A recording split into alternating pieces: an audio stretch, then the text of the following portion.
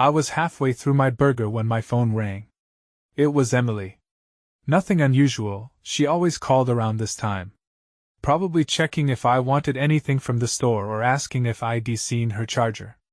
I wiped my hands, grabbed the phone, and answered, "Hey." Heavy breathing on the other end. A small, shuddering gasp. Then crying. Not the kind of crying that came with a stubbed toe or a frustrating day. This was deep, ugly, panic sobbing. My stomach tightened. "Emily!" I messed up. Her voice cracked, barely audible over her own gasps.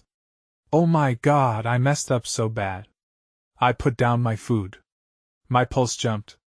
"What are you talking about?" She did not answer. Just kept crying like she was trying to get the words out but could not. I stood up, already moving toward the door, as if my body knew before my brain did that something had gone horribly wrong. "Where are you?" I demanded. More crying. Then, in a voice so small, I almost did not hear it. "A famous actor invited me to his home." My mind froze. Everything inside me stilled like the air had been sucked out of the room. It took me a second too long to process what I just heard. "What?" She hiccuped through another sob. "I have to tell you something. We have to get a divorce." For a moment, I forgot how to breathe. The walls of our apartment, the dim glow of the kitchen light, the half-eaten burger on my plate, it all felt unreal, like I had been ripped out of my own life and thrown into someone else's nightmare. She was still crying, whispering, "I'm so sorry," over and over, but I barely heard her. My brain was trying to put the pieces together. The late nights. The sudden unexplained expenses. The way she had been keeping her phone on silent, tilting it away from me when a notification popped up.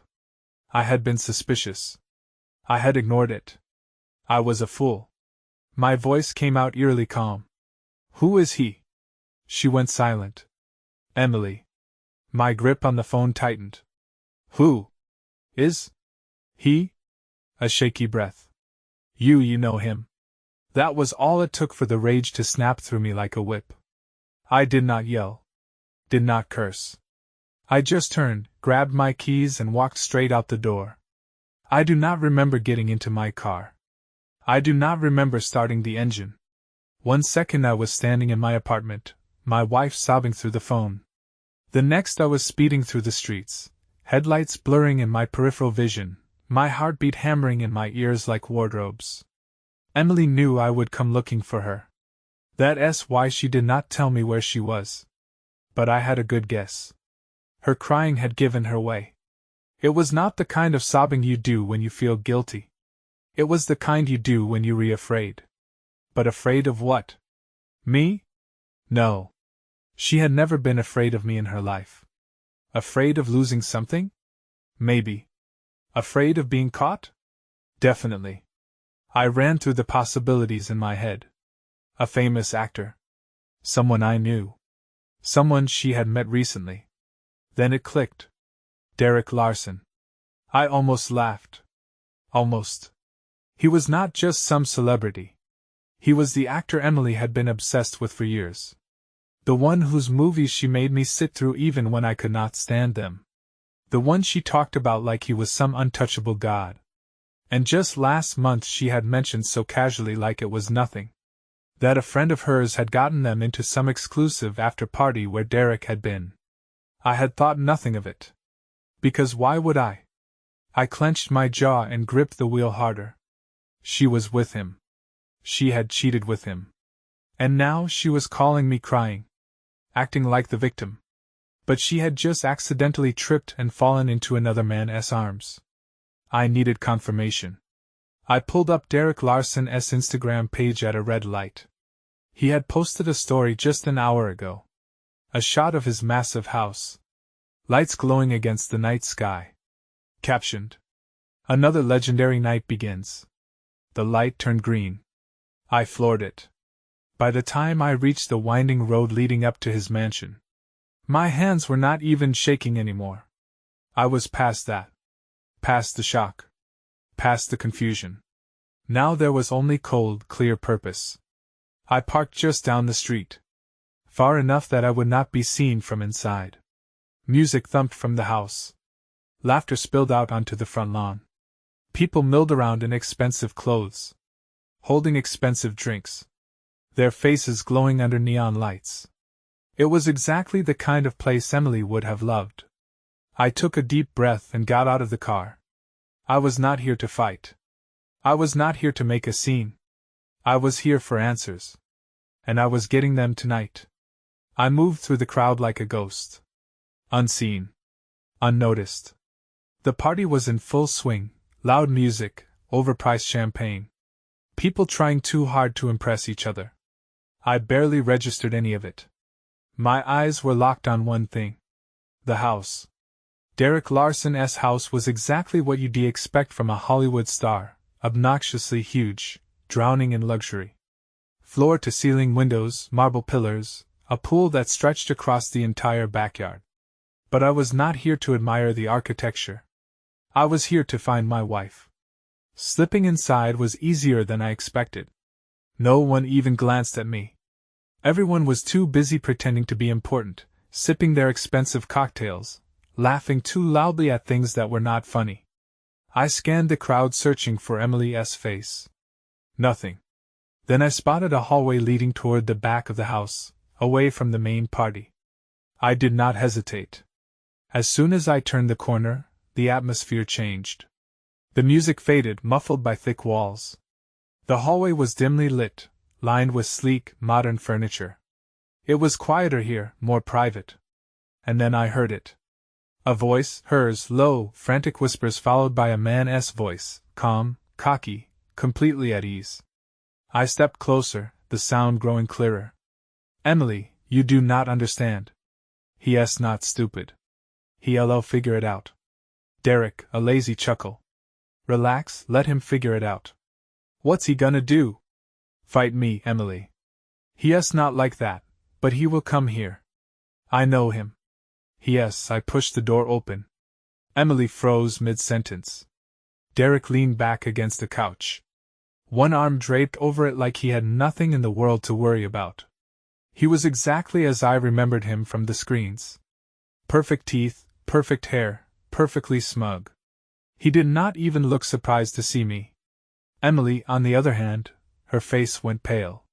Her eyes flicked between me and Derek, like she was calculating something, deciding how to play this. And then, with a deep breath, she put on that face, the innocent one, the one she used when she wanted to get out of trouble. Honey, I held up a hand. Do not, she swallowed hard. Derek, still lounging like he owned the world, smirked. Well, the husband shows up. I ignored him. My eyes stayed on Emily. I want the truth. I said, my voice was calm, too calm, all of it. Right now, she hesitated. Then her chin lifted slightly. That old defiance flickered back into place. What do you think happened? She shot back. I felt something sharp twist in my gut. She was not going to admit it. She was gonna make me say it, that I took a slow step forward. The door clicking shut behind me. The air in the room shifted, thick with tension, heavy with something unsaid. Emily's eyes flicked to the door, then back to me. She was already planning her next move. She always did that when she was cornered. Derek stretched like this was awesome minor inconvenience. Look, man, I do not know what you think is going on here. But I turned to him so fast, he actually shut up. I'm not talking to you. My voice came out even, but inside, something was burning. Emily exhaled sharply, folding her arms across her chest. That was the moment I knew. She was not going to beg. She was not going to crumble. No, she was going to fight. You do not get to barge in here and act like you're some kind of victim, she snapped. You think I wanted this? You think I planned for this to happen? I laughed. A short, humorless sound. Yeah, actually, I do. She flinched. Just for a second. But I saw it. Derek let out a lazy sigh. This is a lot of drama for something that I turned to him again. You open your mouth one more time and I swear to God, I will make you regret it. He shut up. Emily's whole body was tense now. She took a step toward me, lowering her voice like she thought she could still control the situation. I was going to tell you, I tilted my head. Really? Before or after you had your fun? Her jaw clenched. I did not have fun. I let out a sharp breath. Oh, spare me the speech, Emily. You called me, remember? You were crying like your world was ending. Now all of a sudden you reacting like this is my fault? She swallowed, but I kept going. You lied. For weeks, maybe months. You sat across from me at dinner, you kissed me goodbye, you pretended nothing was happening. And now you want me to feel bad for you? Her face twisted. I was miserable. I barked out a laugh. Oh, so that's the excuse? Poor you, forced to betray your husband because you were so unhappy in the life you built with me. Her nostrils flared. You do not get it. Then make me get it. I shouted, stepping closer. As from where I'm standing, you threw everything away for this. I jabbed a finger toward Derek, who is now watching us like we were his evening entertainment. This pathetic excuse of a man who what gave you a little attention? Made you feel special? What, Emily? What was it? Silence. Her hands were shaking. She curled them into fists at her sides. You were never there, she whispered. I exhaled through my nose, shaking my head. That's the best you've got? That's your grand defense? I worked, Emily. I worked so we could have a life, so you could have whatever the hell you wanted. And what do I get in return? She looked away. That was it. That was all I needed to see. Derek chuckled under his breath. Well, this has been fun, but I turned on him. You knew she was married. He did not even hesitate. Yeah. The calmness of it made my blood boil. And you did not care. He smirked. Why would I? Emily sucked in a breath. Derek, no, let him talk, I said coldly. Let him say exactly what you threw our marriage away for. Derek shrugged. Look, man, it's not personal. These things happen. I stared at him. Then slowly I turned back to Emily. That's who you picked over me. Her face crumpled. I held up a hand. Save it. I reached into my pocket, pulled out my wedding ring and held it up between us. Then without breaking eye contact, I dropped it to the floor. Her breath hitched. Derek whistled low. Damn. I turned, walked to the door and left without looking back. I stepped out into the night, my pulse roaring in my ears. The moment I left that room, something inside me snapped shut, like a steel door slamming closed, locking away everything I felt. There was no sadness, no heartbreak, no regret, just a cold, empty clarity. I had wasted years of my life on that woman, years building something I thought mattered. And she had thrown it away for a cheap thrill with a man who did not even have the decency to pretend he respected her. I made it halfway across the lawn when I heard her voice behind me. Wait, I did not stop walking. Please, just stop. I should have kept going. I should have gotten in my car and left her standing there. Let her deal with the mess she had made. But something in me wanted to hear it. Whatever last excuse she had, whatever desperate attempt she was about to make. I wanted to hear it, and let it break against the wall of indifference I was building inside myself. So I stopped. But I did not turn around. Her heels clicked against the pavement as she ran up behind me. Breathless. You see, not just leave like that. I let out a dry laugh. Watch me. She stepped in front of me, blocking my path. Her face flushed with frustration. Not guilt. Not remorse. Frustration. You're not even going to let me explain? I stared at her. Explain what, Emily? She hesitated. Just for a second. It was not serious. I exhaled sharply, shaking my head. Jesus Christ. It was not. She insisted. It was just. It was stupid. Okay? It was exciting. And I got caught up in it. But I never stopped loving you. I narrowed my eyes. You never stopped loving me? I repeated slowly. She nodded. Desperate. As if that was supposed to mean something. I took a step closer. Tell me something, Emily. When you were with him, when you were sneaking around behind my back, lying to my face, did you think about me?" Her mouth opened. Nothing came out. I nodded, stepping back. That's what I. Tears welled up in her eyes, but I did not care. Not anymore. "I do not want to lose you," she whispered. I almost laughed again. She did not want to lose me. Like she was the one being left behind. "You lost me the second you chose him," I said. She shook her head violently. "No, no, it does not have to be like this. We can fix this." I repeated, my voice sharp. "You want to fix this? Tell me what's your plan, Emily. We go home, pretend none of this happened. I forget that you humiliated me, disrespected me, made a fool out of me. You think I'll just get over it?" She wiped at her face, shaking her head. "I made a mistake." "No. You made a choice," I corrected. "Over and over again. And now you have to live with it." She grabbed my arm, her grip tight. "Please," I pulled away. For the first time in our entire relationship, I saw something flicker in her expression. Not guilt, not sadness, panic, because she knew I was really leaving. I turned without another word and walked in my car. She did not follow me this time. She just stood there, watching as I got in and drove away. And I did not look back. I drove with no destination in mind. Just miles of empty roads, the street lights blurring past, the city a hollow shell around me. My hands were steady on the wheel. My breathing was even. I was not shaking. I was not screaming. But inside, something was unraveling. I had just walked away from my marriage, from 8 years of my life, from the person I had built my world around. And the worst part, it did not even feel real. It felt like I had stepped outside of myself.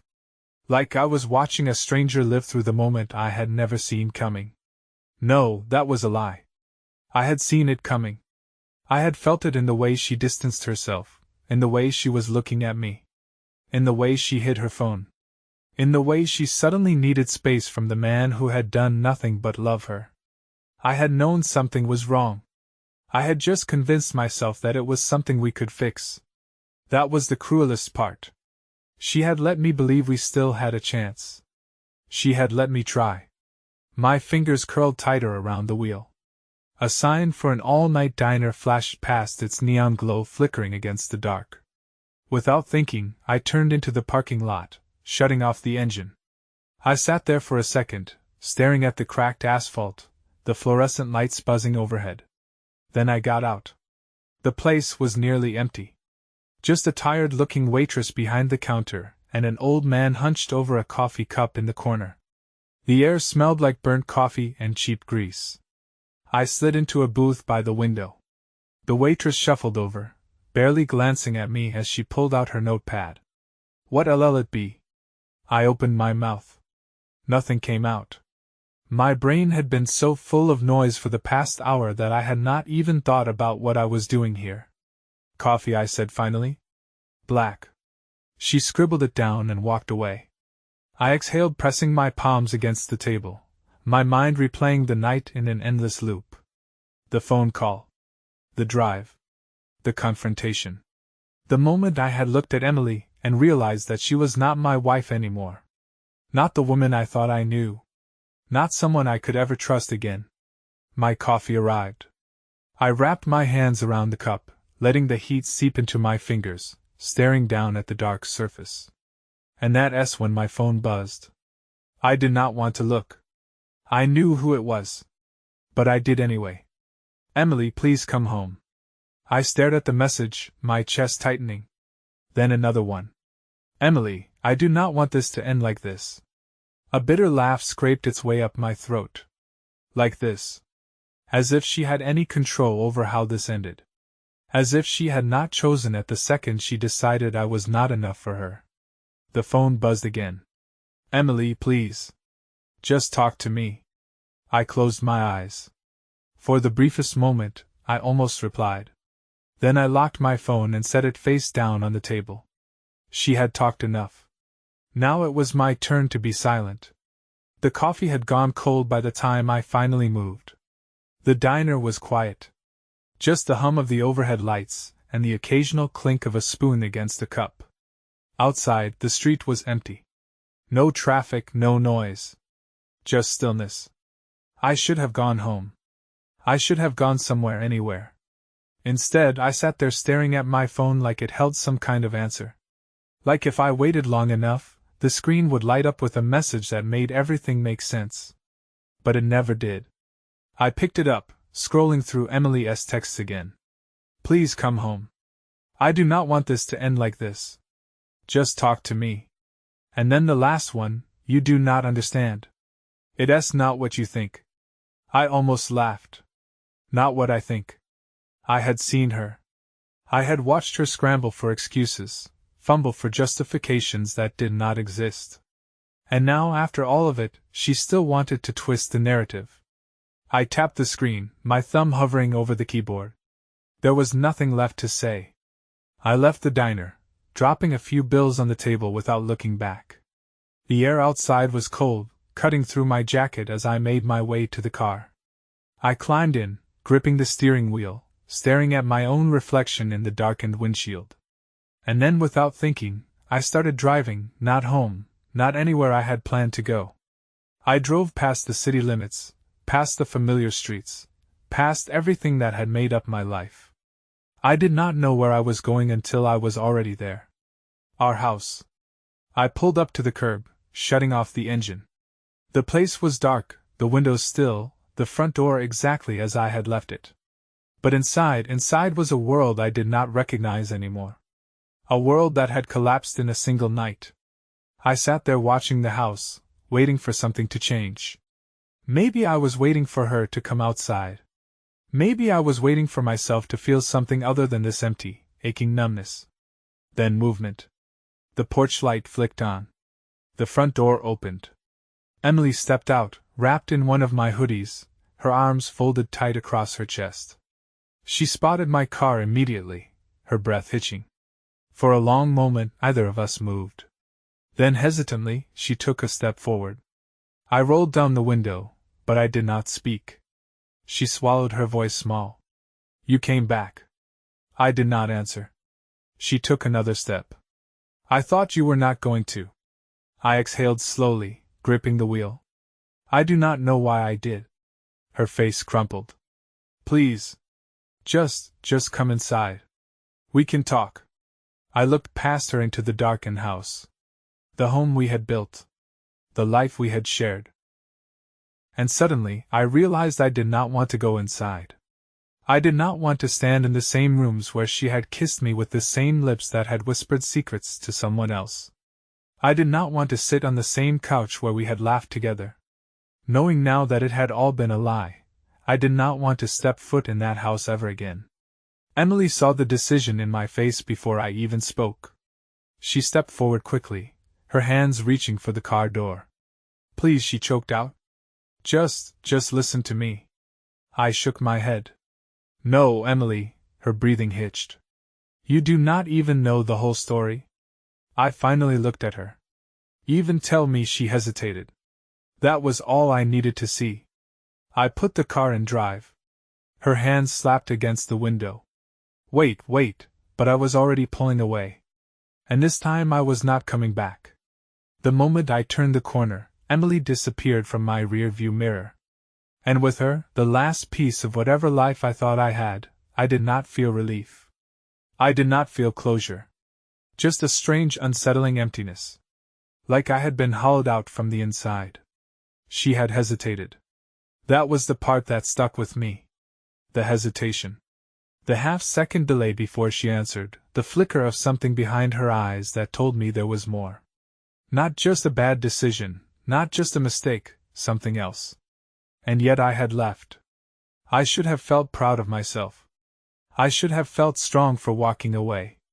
Instead, I felt like I was driving straight into a void. I did not go home. I did not even know where home was anymore. Instead, I found myself parked in a grocery store lot, the fluorescents buzzing overhead as I stared blankly through the windshield. And then my phone buzzed again. For a long moment, I did not move. I did not want to see another message from her. Did not want to read more pleas, more manipulations disguised as apologies. But when I finally glanced down, it was not Emily. It was a name I had not expected. Brian, you okay, man? I frowned. Brian was a mutual friend, more my friend than Emily S., but we all hung out together from time to time. We were not particularly close, but he was one of the few people I considered solid. Trustworthy. Another text came in. Brian, I do not know if I should even be saying this, but I think we need to talk. A chill crawled down my spine. I stared at the message, something twisting in my gut. Me about what? The 3 little dots appeared. Then Brian, about Emily. And Derek. And someone else. The blood in my veins turned ice cold. Someone else? I sat up straighter, my breath slowing. I typed quickly. Me, what do you mean someone else?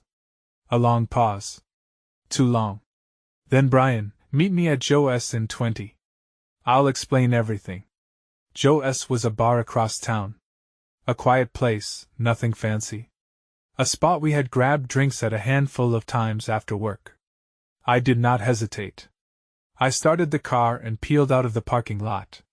Because whatever this was, whatever Brian had to tell me, I was not ready for it. But I sure as hell was not going to ignore it.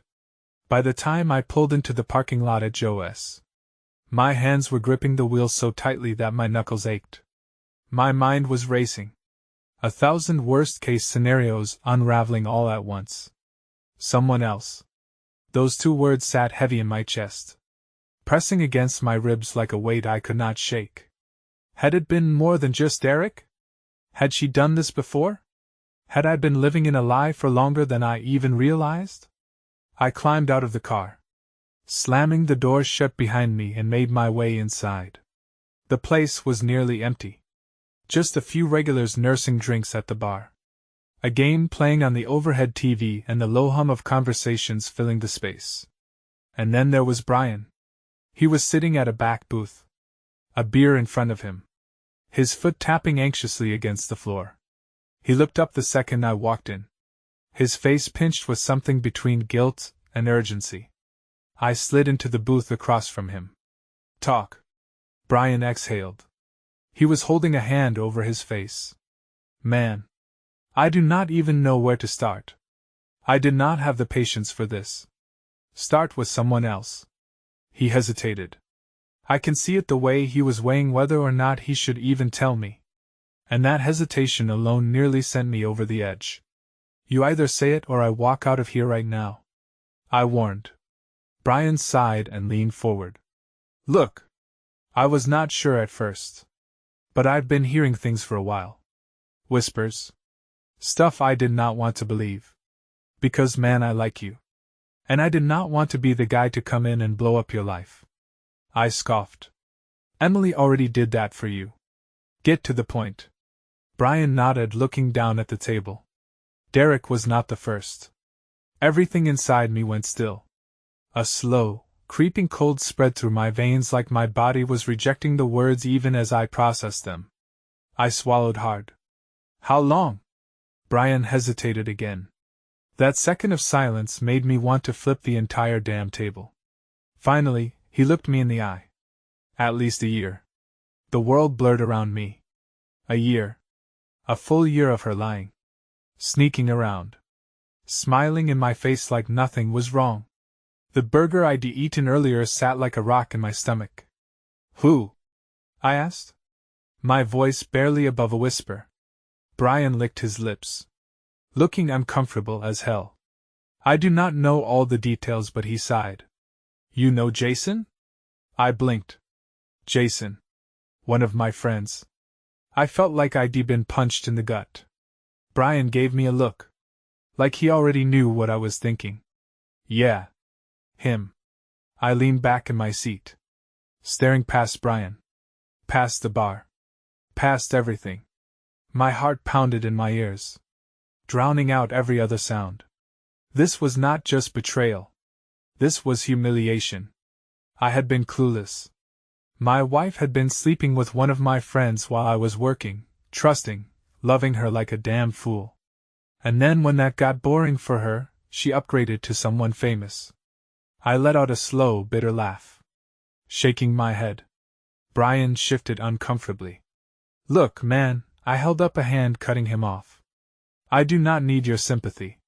He shut his mouth. For a long time, neither of us spoke. Then finally I pushed back from the table and stood up. Brian looked at me warily. What are you going to do?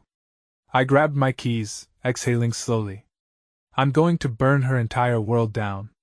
When I meant it, I left the bar with only one thought in my head. Emily was about to feel everything I had felt. The betrayal. The humiliation. The raw, gut-wrenching realization that the person she trusted had made a fool out of her.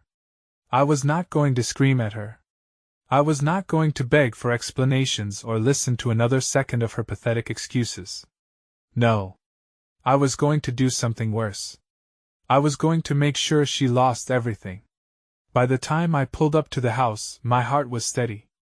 My hands were not shaking. The chaos of the night had crystallized into something sharp, something controlled. Emily was waiting on the porch, still wearing my hoodie, arms wrapped around herself like she had been standing there since I left. The second she saw me step out of the car, her eyes widened with something close to relief. You came back, she breathed, taking a step forward. I did not respond. She swallowed hard. I know you're angry. I know I messed up. But please just let me explain. I stared at her, unblinking. Did you ever love me? Her lips parted slightly as if the question had caught her off guard. Of course I did. Do not lie to me. Her face crumpled. I did love you. She insisted, voice cracking. I still do. I never wanted to hurt you. I swear to God, I did not mean for any of this to happen. I tilted my head. Did not mean to? How does that work, Emily? You just tripped and landed in my friend's bed. And when that got boring, you stumbled your way into a celebrity's arms. Her face paled. Who told you that? I let out a humorless laugh. That's what you worried about. That I know? Her breathing hitched. I thought I could fix this. I took a step closer, lowering my voice. You see a not fix this. You see a not undo it. You see a not take it back. And you sure as hell see a not make me forget it. Tears welled up in her eyes. I do not want to lose you, she whispered. I smiled. A slow, deliberate smile. You already have. Her face twisted in pure panic. But before she could open her mouth, I reached into my pocket and pulled out my phone. She blinked, confused, until I tapped the screen a few times and held it up between us. Her expression shattered the moment she saw what I was showing her. Pictures, screenshots, messages. Every single dirty little secret she thought she had buried. Her affair with Jason. The texts she sent him while I was in the same room. The receipts, the pictures, the flight confirmations. Everything. Her hand flew to her mouth. Oh my God! You really thought you could hide this forever? I said softly. You thought no one would talk? That your little secret would not make its way back to me? She shook her head rapidly. Tears spilling down her cheeks. I was going to tell you. I laughed. No, you were not. You were going to let me be a fool for the rest of my life. And I'm done being a fool. I turned my phone back to myself, opened up a contact, and pressed send. She stiffened. What did you do? I met her gaze, holding it steady. I said everything to Jason's wife. Emily made a strangled sound in the back of her throat, lunging for my phone. But I stepped back, watching as the full horror of what I had done settled into her face. You do not understand. She'll do exactly what I should have done months ago. I interrupted. Emily was shaking now. No, you see not. Please, her kids, her family. Oh, now you care about families? I said coldly. Now you worried about who gets hurt? She looked at me like I had just driven a knife straight through her chest. And maybe I had. Maybe it was long overdue. She opened her mouth again, but I was already walking away. You can keep the house, I called over my shoulder, is the least I can do. You all need somewhere to be when your whole world falls apart. I climbed into my car, ignoring the sound of her sobs behind me. I did not feel sorry. I did not feel regret. I felt free. As I pulled away from the house, leaving Emily and her lies behind me, I realized something for the first time in a long, long time. I was finally done.